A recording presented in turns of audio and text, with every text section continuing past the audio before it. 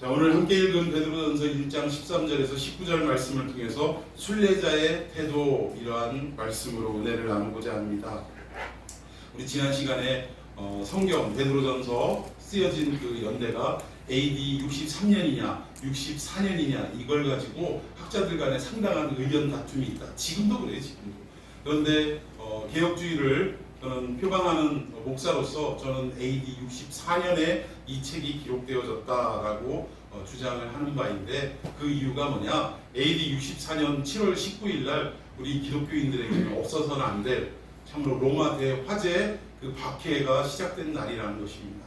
그래서 베드로전서는 이미 세계에 흩어져 있는 그 유대인들에게 이제 어마어마한 박해가 곧 다가올 텐데, 이 박해를 우리가 어떻게 잘 견뎌내고 또 무엇으로 인하여 이 박해를 승리할 수 있을 것인가, 이걸 미리미리 다 이렇게 예고해 주기 위해서 기록된 책이 베드로전서요 후서다라는 것을 저는 믿습니다. 그래서 AD 64년에 이 책이 쓰여졌다는 것을 믿고, 또 이 성경, 특히 이 신약 성경을 크게 두 가지로 무엇이 기록되어 있는 책인가라고 말씀을 드리고자 하면, 첫 번째는 예수님이 어떤 분이냐라는 사실이에요.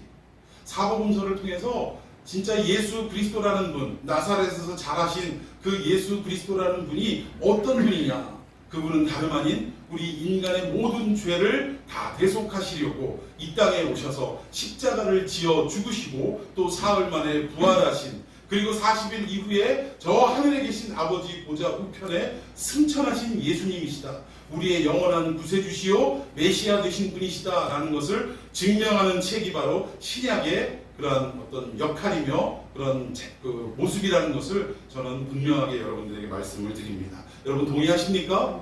신약 성경이 기록된 주제, 그 두 가지 주제 중에 한 가지가 예수님이 어떤 분이냐, 여기에 대해서 기록했다라는 거예요.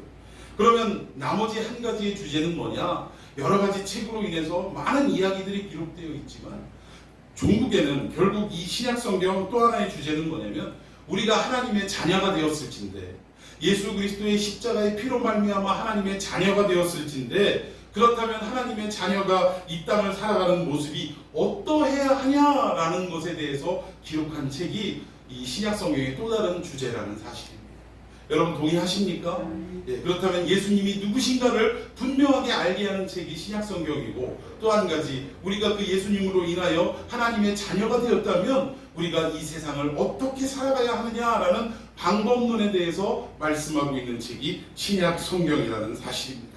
그래서 이 모든 예수님이 누구신가를 깨달아가는 과정과, 또 우리가 하나님의 아들로서 마침내 하나님이 최종 목적지로 삼으신 저 하늘나라 하나님의 왕국까지 걸어가는 그 모든 과정을 뭐라고 얘기하냐? 우리가 나그네 길을 걸어간다라고 이야기하더라는 거예요.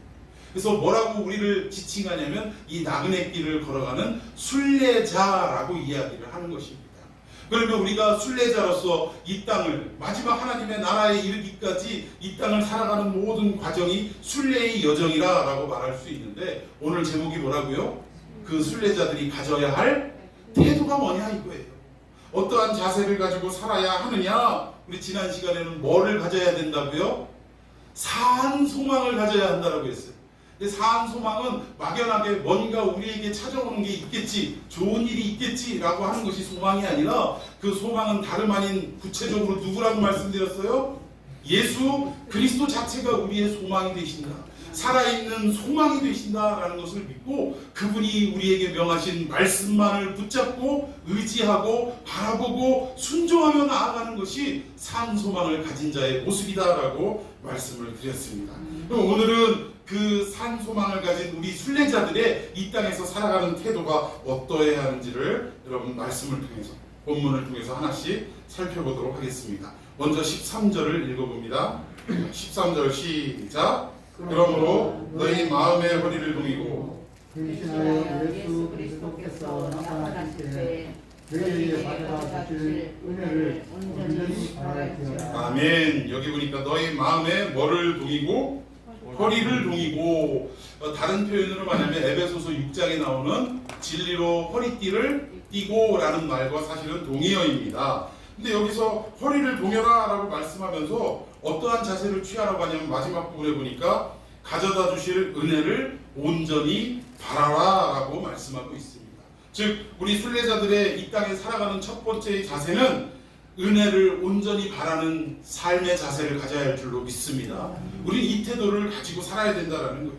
여기서 온전히 바라라 라는 것은 바라보다 라고 히브리서에는 말씀하고 있어요. 너희는 믿음의 주요 또 온전케 하실 이인 예수를 바라보자. 같은 동의어인데 여기서 바라다 라는 말과 바라보다 라는 말이 동의어예요. 같은 단어를 사용하고 있습니다. 그런데 여기서 바라본다 라는 말은 우리의 육신의 시각으로 무언가를 쳐다본다. 영어로는 뭐라고? 워칭이라고 하는데 이게 바라본다 이런 의미가 아니라는 거예요. 쳐다본다, 주의 깊게 본다, 주시하다, 감시하다 이런 뜻이 아니라는 것입니다. 여기서 바라라라는 말은 fix on, 고정해라 이거예요. 고정시켜라. 그러니까 여기 보고 저기 보고 하지 말고 한 군데 시선을 딱 멈추고 거기만 쳐다보고 있어라. 여기서 쳐다보는 것도 육신의 쳐다봄이 아니라 온통 거기에만 우리의 삶을 집중하고 매진해라 라는 뜻이 온전히 바라라 라고 성경의 이 헬라어의 원뜻이 그렇다라는 거예요. 여러분 저는 이 힘들고 어려운 시대에 사실은 우리의 눈이 수도 없이 하루에도 몇십 번 몇백 번이 돌아가야 할 상황을 살아가고 있다는 것에 저는 의심의 여지가 없다고 생각합니다. 여기서 뻥 하고 큰 소리가 터지면 온 사람들의 시선이 그쪽을 바라보게 돼 있어요. 이거 큰일 난 거 아니야 이거? 저쪽에서 또 뻥 하고 터지면 또 시선을 저쪽으로 돌려가지고 이게 무슨 일이야? 우리가 어떻게 살아가야 되는 거야? 난리에 난리를 거듭하는 이 시대가 오늘을 살아가는 우리들의 시대가 아니냐 이 말입니다.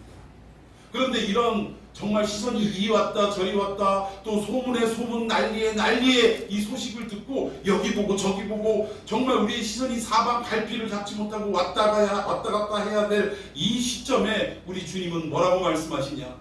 이 땅을 천국을 바라보고 참으로 이 순례의 길을 걸어가야 할 우리들이 가져야 할 첫 번째 삶의 태도가 뭐냐? 온전히 주님의 말씀만을 바라고 고정해라. 고정하고 거기에 시선을 참으로 놓고 움직이지 말아라 라고 성경은 말씀하고 있다라는 것입니다. 여러분 우리가 어느 한 군데를 바라본다는 것은 육신적인 의미가 아니라 한 군데만을 믿고 그곳을 따라간다라는 이 의미는 그냥 될 수 있는 일이 아니라는 것입니다. 적어도 일관성이 있어야 된다는 거예요. 일관성.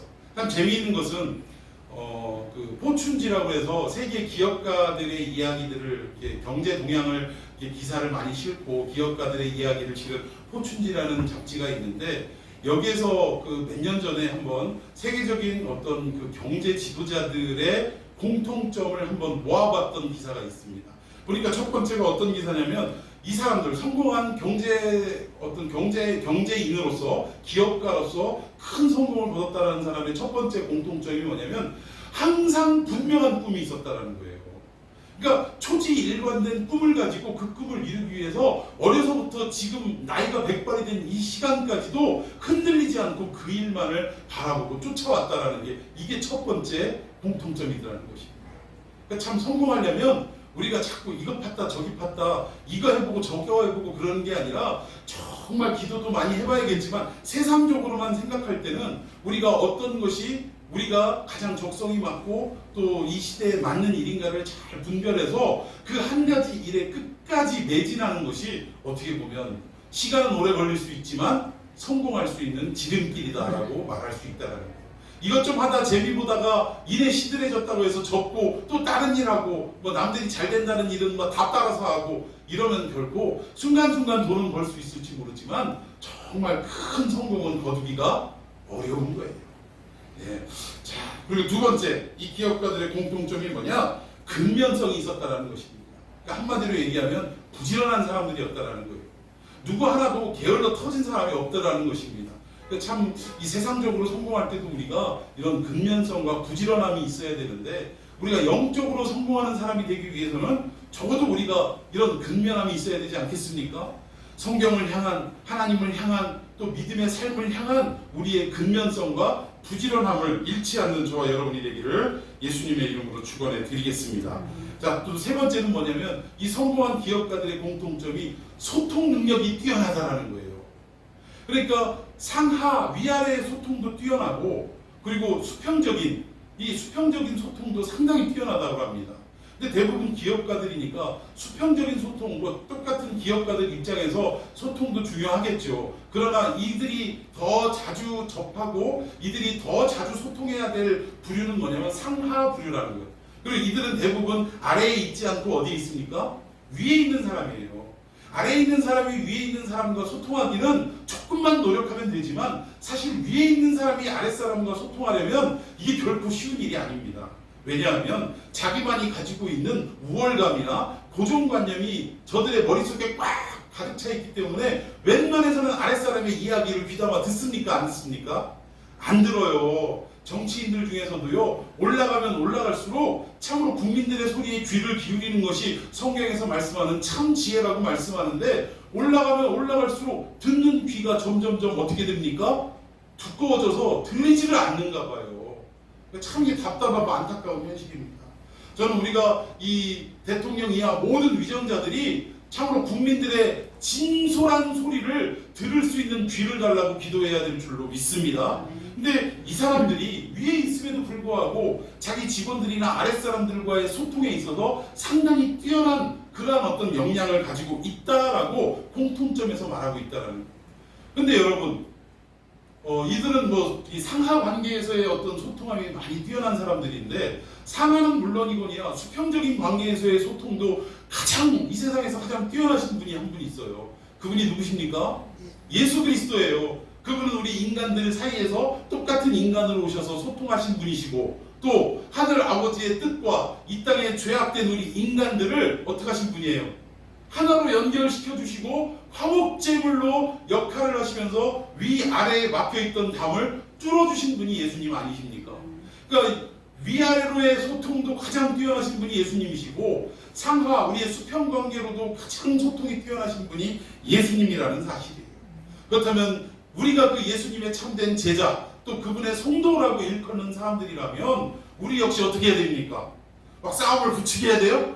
싸움은 뭐 붙여야 재밌고 뭐 이런 얘기도 있는데, 우리는 그러면 안 된다는 거예요.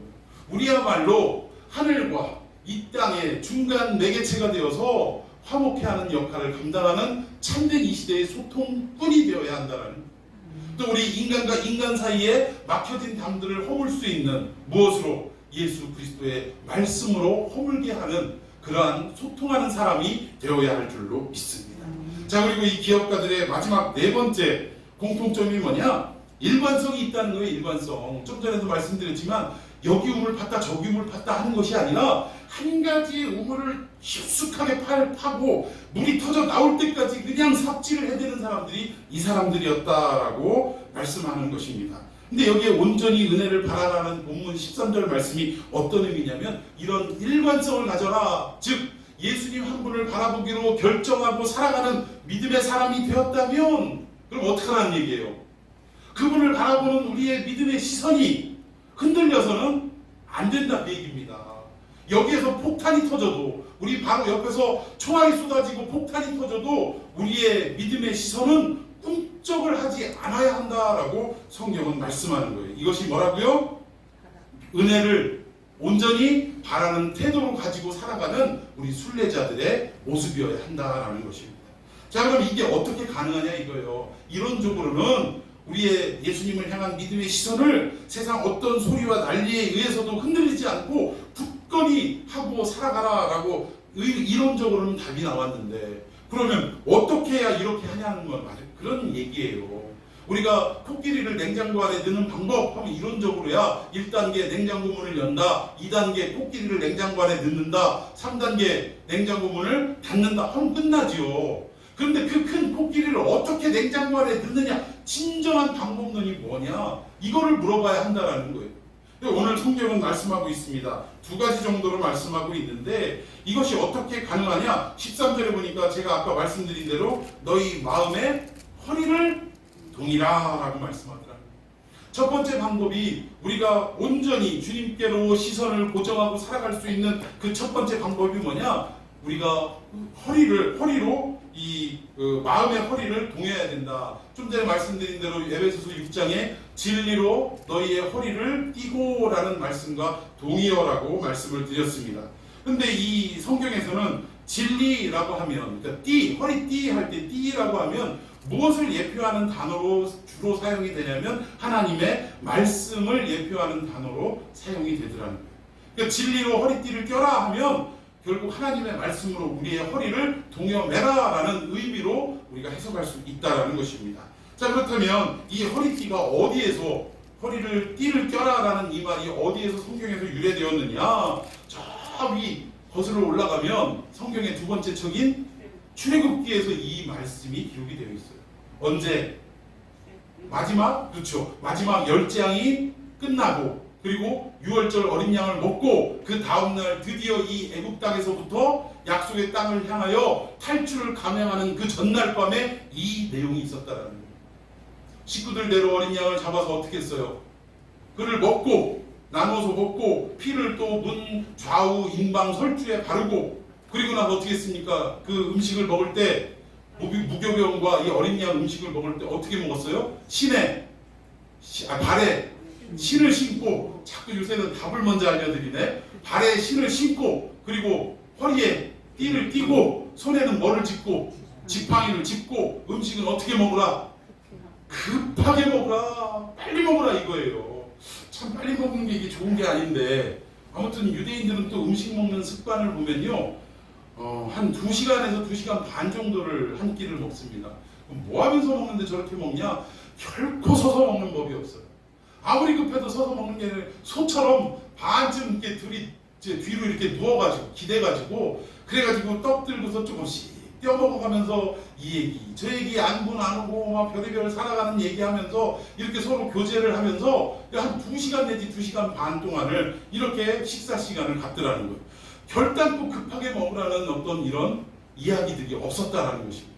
그들의 문화를 봐도 이런 예가 없었다라는 거예요. 그런데 오늘 이 애굽을 탈출하는 히브리인들에게는 급하게 먹으라라고 하나님이 말씀하셨다라는 것입니다. 시편 23편에 보도 이 유대인들의 식사 문화를 알 수 있는 것이 원수의 목전에서 어떻게 해요? 내게 상을 베푸셨다라고 하고 결국 이 말이 뭐냐면 이 상이 상장 이 상장이 아니라 밥상을 얘기하는 겁니다. 하나님이 나에게 산의 진미를 차린 그 밥상을 베풀어 주셨다. 이게 단순히 맛있는 음식을 차려 주셨다 이 의미가 아니라 유대인들에게 식사는 어떤 것을 말하느냐? 함께 식사를 한다는 것은 너와 나는 무슨 공동체? 가족 공동체다라는 것을 확인하는 그러한 어떤 모습 중에 하나라는 거예요. 그러면 시편 23편에 주께서 내 원수의 목전에서 내게 상을 베푸셨다라는 것은 내 원수들이 보는 앞에서 이 사람은 누구라는 거예요? 하나님이 누구라고 인정하시는 거예요? 내 아들이다, 내 딸이다 라고 인정하는 행위가 상을 베푸시는 행위라는 것입니다. 아니 그러면 어마어마한 주인이 아니 이 사람이 내 아들이고 내 딸이라고 얘기할 때 우리의 원수들이 우리를 어떻게든 주워 펴려고 우리를 쓰러뜨리려고 여기까지 쫓아왔는데 막상에 저 아버지가 누구요? 어마어마하신 분이야. 손댈 수 있습니까? 없습니까? 우리 인간적으로 그런 거예요. 아이가 별 볼 일 없는 집 아이, 부모 없는 아이 그리고 그 부모조차도 별 볼 일 없는 부모들 이렇다고 하면 그 아이를 좀 쉽게 대하는 경향이 있습니까? 없습니까? 있어요. 그런데 저 집 자식이 네 집 자식이래, 어마어마한 집안 자식이래 라고 얘기하면 그 어린 아이에게도 말할 때 쉽게 말합니까? 조심스럽게 말합니까? 조심스럽게 말하는 거예요. 왜? 괜히 쉽게 말하고 아이 눈 밖에 벗어날 얘기했다가 제가 집에 가서 지 아버지한테 혹시라도 저기 옆집 어떤 아저씨가 나한테 이렇게 얘기하던데요 라고 말하면 고스란히 그 피해가 올 수 있어요? 없어요? 올 수 있다라는 거예요. 그러니까 아이한테도 함부로 못하는 거예요.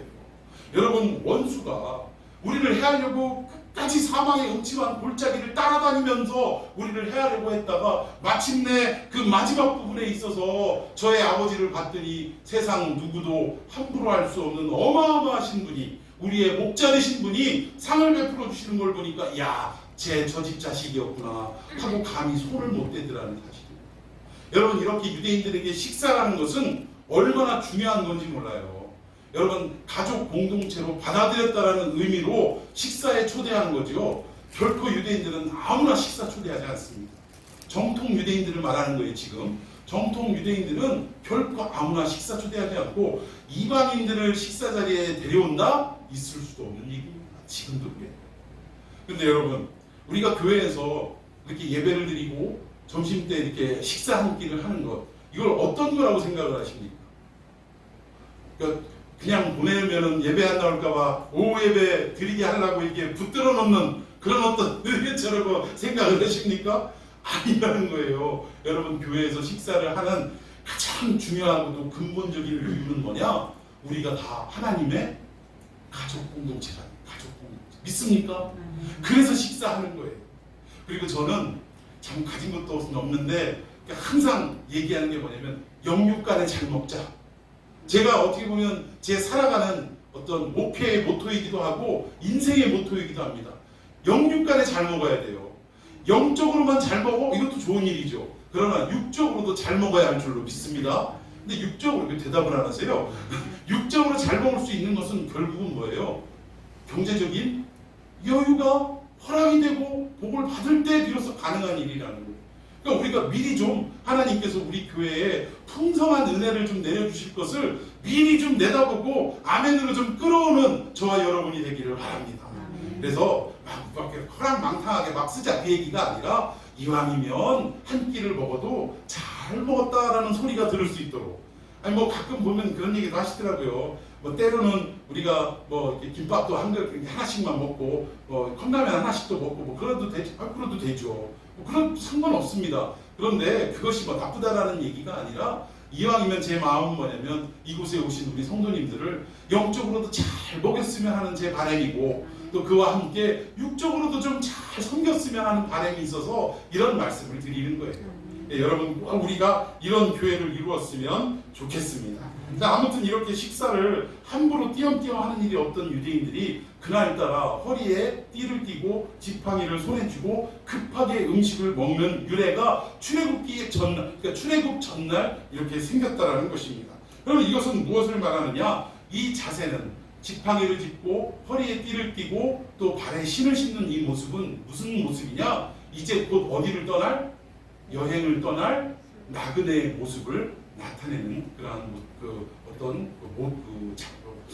뭐라고 해야 돼요? 그런 어떤 그 자세, 뭐 이렇게 말씀을 드릴 수 있습니다. 근데 결국 이 애굽을 떠나서 약속의 땅 가나안 땅 안에 들어가기까지의 모든 그 여정을 뭐라고 얘기하냐? 순례길이다라고 말할 수 있다는 거예요. 이 순례길을 출발하는 이 첫 번째 시간에 유대인들이 취했던 자세는 허리에 띠를 띠는 자세. 뭡니까? 띠는 하나님의 말씀이라고 늘 저희가 강조를 하는데 이 하나님의 말씀을 우리의 허리에, 허리라는 것은 우리 신체의 가장 기준이 되고 중심이 되는 자리예요. 여러분 흔들리지 말라 이 얘기입니다. 하나님의 말씀으로 우리의 허리띠를 졸라매라라는 것은 어떠한 상황 앞에서도 우리의 삶을 흔들려서는 안 된다 이 얘기를 하는 거예요. 그리고 우리 인생의 중심이 하나님의 말씀이 되어야 한다는 것을 나타내는 내용이라는 것입니다. 여러분 이러한 자세로 이 순례의 길을 한 걸음 한 걸음 걸어가는 저와 여러분이 되기를 예수님의 이름으로 축원해 드리겠습니다. 그럴 때 어떠한 상황이 처해져도 우리가 주님을 바라보는 이것이 온전해질 수 있다는 것입니다. 자, 두 번째 순례자가 가져야 할 태도, 순례길을 가는 태도가 뭐냐? 우리 15절 말씀 한번 읽어보도록 하겠습니다. 15절 시작. 오직 너희를 너희도 모든 행실에 거룩한 자가 되라. 기록되었으되 내가 거룩하니 너희도 거룩할지어다 하셨느니라. 아멘. 여기 보니까 두 번째 태도가 뭐냐면 우리 보러 거룩하라고 말씀하세요. 그냥 마음대로 살아라라고 말씀하지 않고 거룩해라 라고 단소조항을 고르시는데 그 단소가 뭐냐? 16절에 내가 거룩하니 너희도 거룩해라. 우리가 이런 말 있지 않습니까? 나는 바람풍 할 테니 너는 바람풍 해라. 우리의 자녀들한테 그렇게 가르친다면서요. 나는 이렇게 못하니까 너네도 이렇게 해라 라는 뭐 좋은 의미로는 이런 태도이지만 결국은 우리의 자녀들이 결국 무언가를 배운다, 인생을 배운다라고 할 때는, 믿음을 배운다라고 할 때는 결국 누구를 보고 배워요? 우리의 부모나 믿음의 선배를 보고 배우더라는 거예요. 여러분 우리 학교 때 또는 군대 생활할 때 연병장 또는 운동장에 모여서 아이들이 흐트러져 있을 때 이렇게 줄을 잘 세울 수 있는 그 첫 번째가 뭡니까? 가운데 있는 학생 하나를 불러 지목을 해서 뭐라고 그래요? 기준! 하고 딱 이야기를 합니다.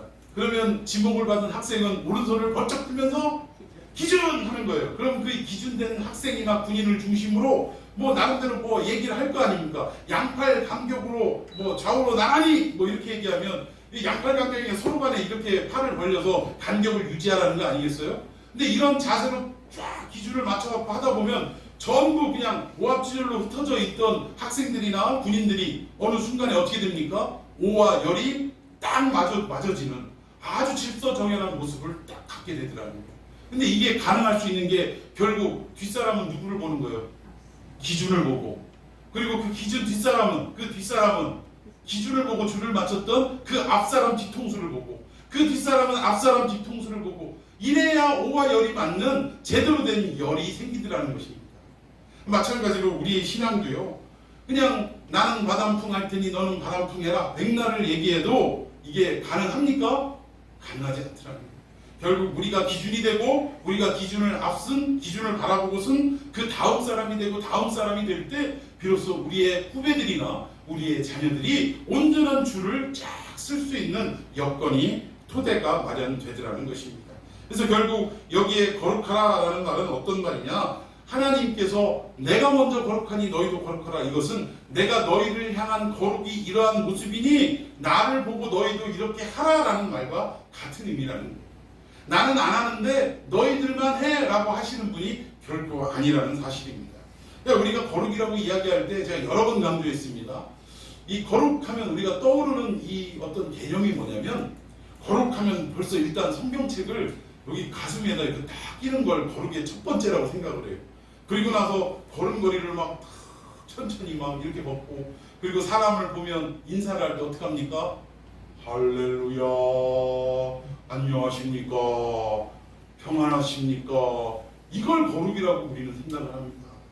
근데 여러분, 거룩은요 어떤 모양이나 형태를 말하는 게 결코 아니다. 좀 볼 때는 경망스러울 수도 있고 또 어떻게 보면 좀 채통머리 없을 수도 있지만, 이 거룩은 그런 모습과는 상관없이 그 사람 속에 있는 참된 마음을 통해서 드러나는 게 거룩이라는 것입니다. 자, 예를 들자면 어떤 게 거룩이냐? 모양과 행동을 거룩이라고 하지 않고 결국 여기서 하나님이 나도 거룩하니 너희도 거룩하다라고 말씀하시는데, 결국 이 거룩은 뭐냐? 나는 너를 위해서 전부 다 내놨다, 이 얘기. 하나님이 오늘 우리를 향해서 내가 거룩하니 라는 이 표현은 나는 너희를 위해서 전부를 내놓았다 라는 표현이라는 거예요. 여러분, 하나님이 우리를 위해 전부를 내놓으셨습니까? 안 내놓으셨습니까? 내놓으셨습니까? 여러분 동의하세요? 그럼 그 전부가 뭡니까? 아들 대신 예수를 내놓은 거는 전부를 내놓은, 아니 차라리 우리 한번 생각해 보세요. 우리 자녀들을 누군가의 어떤 죽음의 자리로 내몰아야 할 때 우리는 부모된 입장에서 뭐라고 얘기를 해요? 그 앞을 가로막고 차라리 나를 죽여라 그렇게 얘기를 해요. 나는 내 아들 못 죽이겠다, 내 자식 못 죽이겠다 그렇게 얘기하지 않습니까? 그 얘기는 뭐예요? 그냥 나의 전부 정도가 아니라 뭐예요? 내 목숨보다도 더 소중한 존재가 내 자녀라는 것을 표현하는 모습입니다. 그냥 마음속에서 우러나는 게 그 모습이에요. 하나님이 그 나보다도 더 소중한 외아들이신 예수님을 내놓았다는 것은 당신보다도 소중한 걸 내놓았다라고 표현해도 과언이 아니라는 거예요. 하나님보다도 소중한 게 있을 수도 없지만 그냥 우리가 관용적으로 표현해보자면 그렇다라는 것입니다.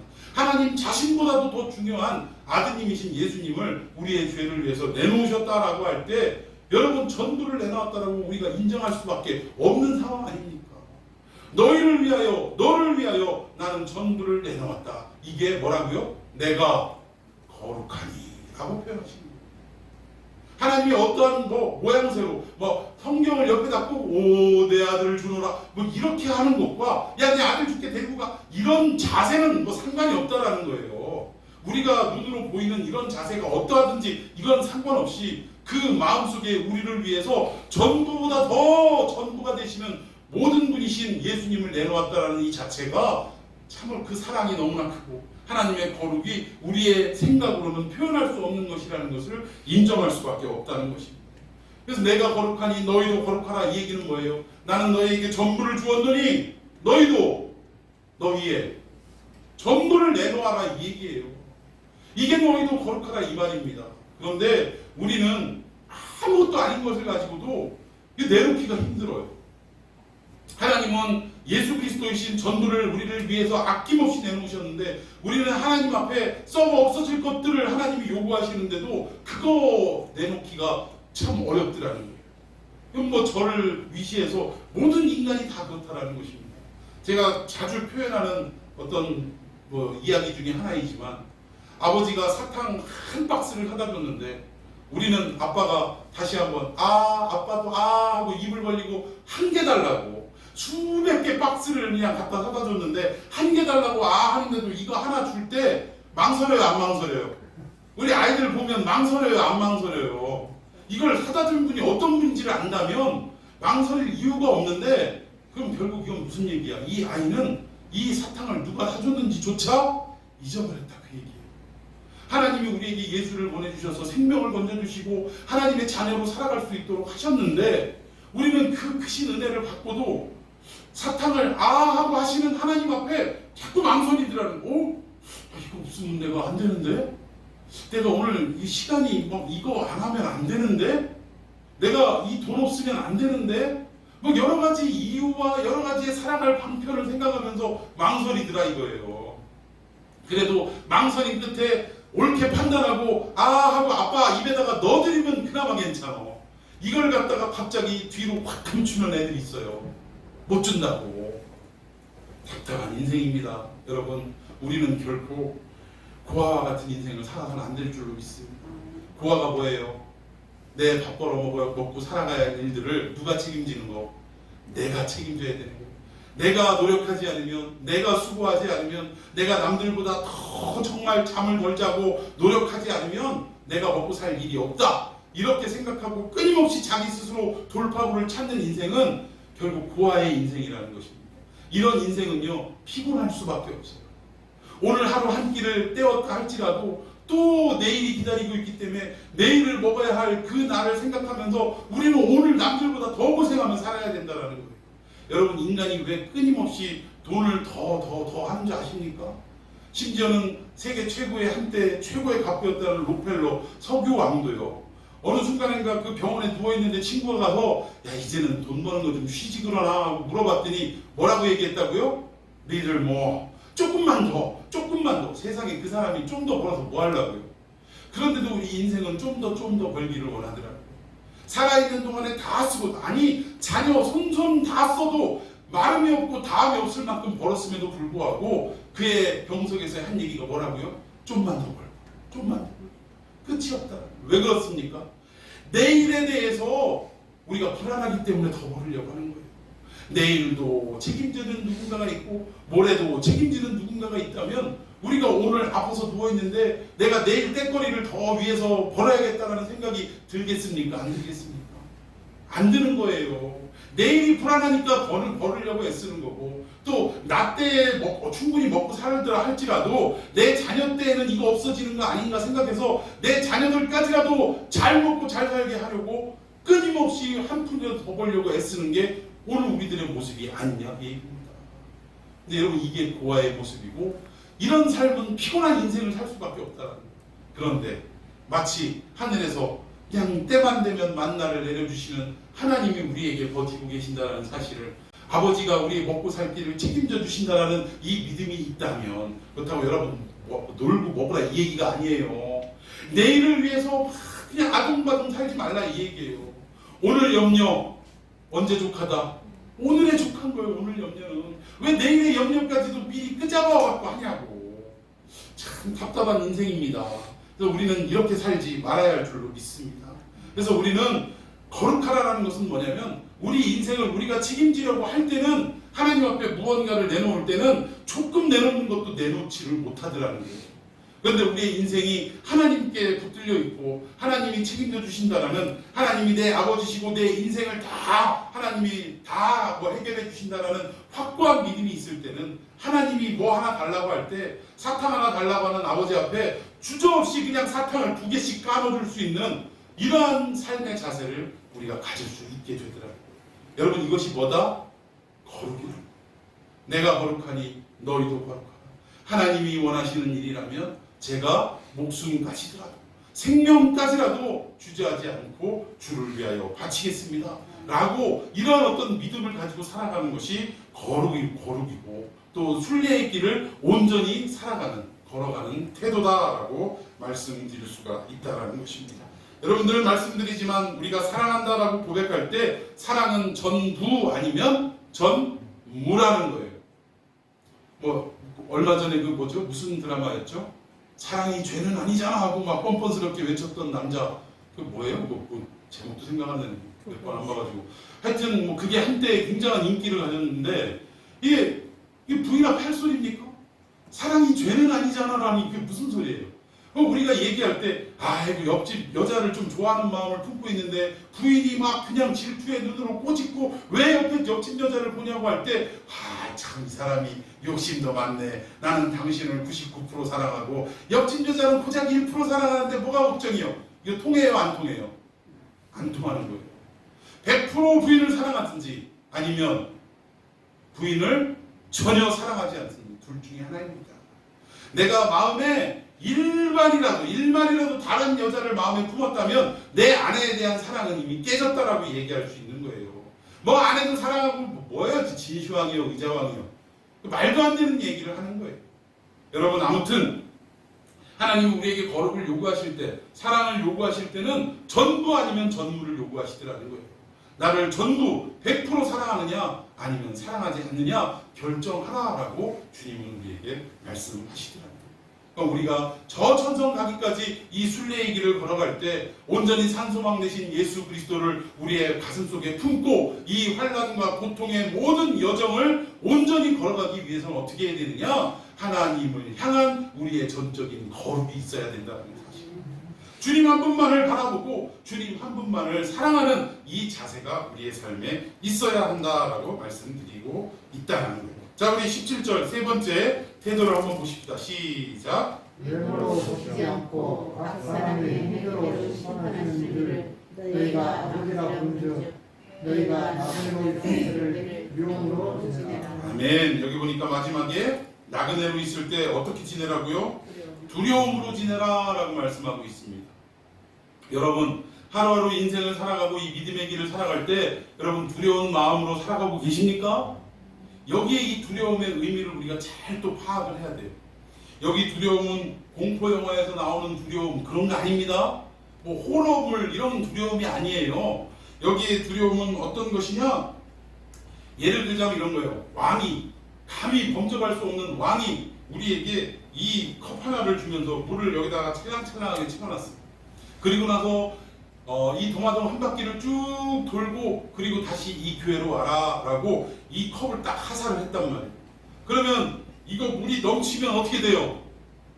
왕이 죽일지 안 죽일지는 모르겠지만 그 어미하신 왕의 명령 앞에 우리는 어떤 자세로 이 물이 한 방울이라도 이 컵 바깥으로 쏟아질까 염려하는 마음으로 한 걸음 한 걸음 어떻게 합니까? 조심스럽게 가는 거예요. 여러분 이 동화동길을 쭉 갈 때 저쪽에 그 유등천 거기에 꽃이 폈나요?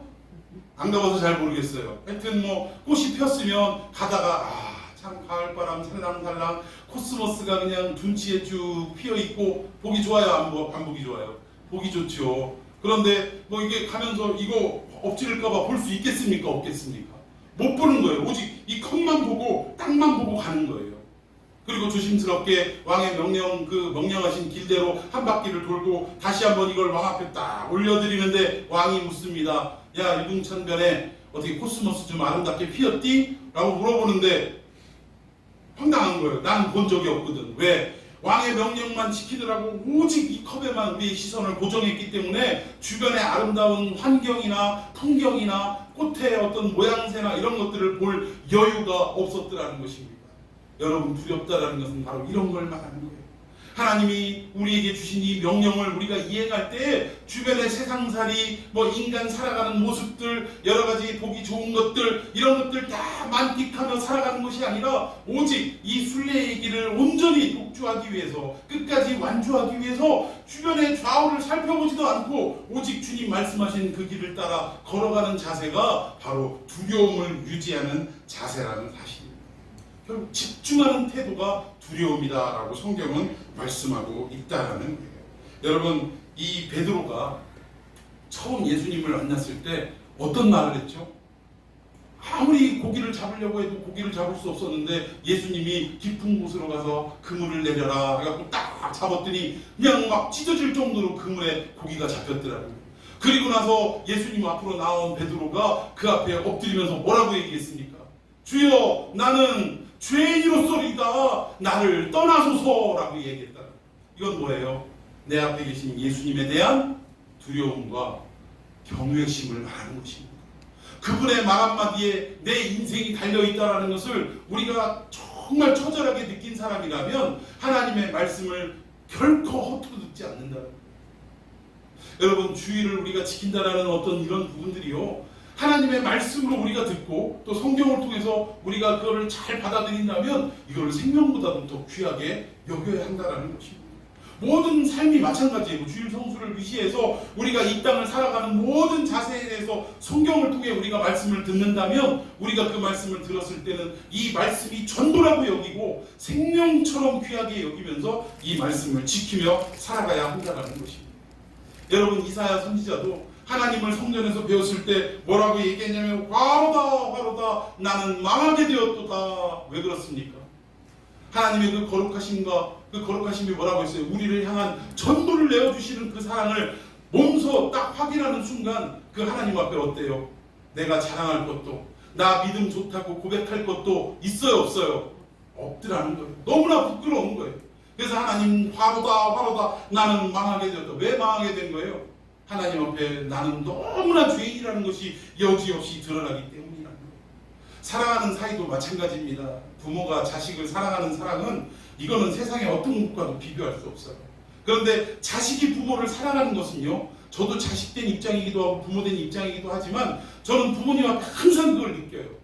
내가 자식 사랑하는 그 마음 반만이라도 내가 우리 부모를 사랑한다면, 내 어머니를 사랑한다면 내가 어머니 앞에 좀 더 잘해드릴 수 있을 것이다 라고 늘 저는 생각을 합니다. 그런데 그렇게 됩니까 안 됩니까? 안 되더라는 거예요. 이거를 여지없이 느끼는 거예요.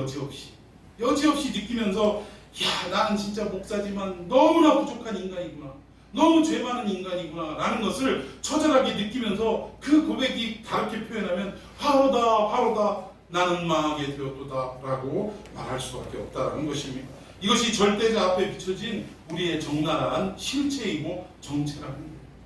우리가 이것을 정말 하나님 앞에 인격적으로 겪어본 경험이 있다면 하나님이 하시는 말씀 앞에 우리가 결코 경홀히 여길 수 없고 소홀히 여길 수 없고 그 말씀 앞에 정말 두렵고 떨림으로 이 말씀을 지켜나가기에 최선을 다하는 삶이 될 것입니다. 여러분, 매일 주님 앞에 집중할 때 우리가 다른 걸 보지 않을 수 있다는 거예요. 주님 앞에 집중하면요, 세상에 어떠한 난리의 소문이 터진다 할지라도 요동하지 않을 수 있게 되더라는 것입니다. 여러분, 아까 왕의 명령 듣고 이 물병을 지키기 위해서 주변의 꽃도 바라보지 않고 아름다운 환경도 바라보지 않고 저 높은 구름, 요즘 하늘 보니까 하늘이 참 새파랗고 예뻐요. 그리고 떠있는 흰 구름이 얼마나 선명한지 모릅니다.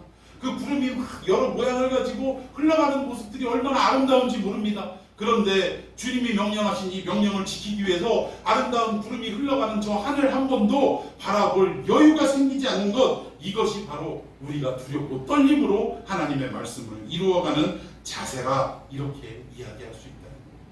결국 우리가 힘들고 어려운 이 박해가 닥쳐진 이 상황 속에, 아니 2000년 전에 우리보다 더 힘들고 어려운 박해와 핍박 속에 처해질 이 성도들이 마침내 승리할 수 있었고, 오히려 핍박의 원천이었던 로마가 기독교로 국교화할 수 있는 이러한 계기는 무엇이냐? 오늘 이 주신 말씀, 순례자가 가지고 있는 이 세 가지의 태도를 꾸준히 잃지 않고 가져갔기 때문에 가능할 수 있었다는 거예요. 주님만을 온전히 바라고 결국은 어떠한 환경 앞에서도 두렵고 떨리는 이 마음을 우리가 저버리지 않았기 때문에 가능할 수 있었다는 것입니다.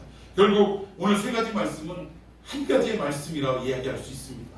한 가지의 이야기를 세 가지로 나눠서 말씀드린 거예요. 결국 뭐냐? 누구에게만 집중하라는 것입니까? 예수 그리스도 한 분께만 집중하고 그분의 말씀 앞에만 집중하라라는 것이 오늘 본문의 전부 내용이에요. 내용의 전부입니다. 그래서 이 순례길을 온전히 걸어갈 수 있게 된다라는 하나님의 약속의 말씀 우리가 붙들고 정말 끝까지 오늘 순례자의 태도를 잃지 않는 저와 여러분이 되기를 예수님의 이름으로 축원해 드리겠습니다. 자, 오늘 말씀 붙들고 기도했으면 좋겠습니다.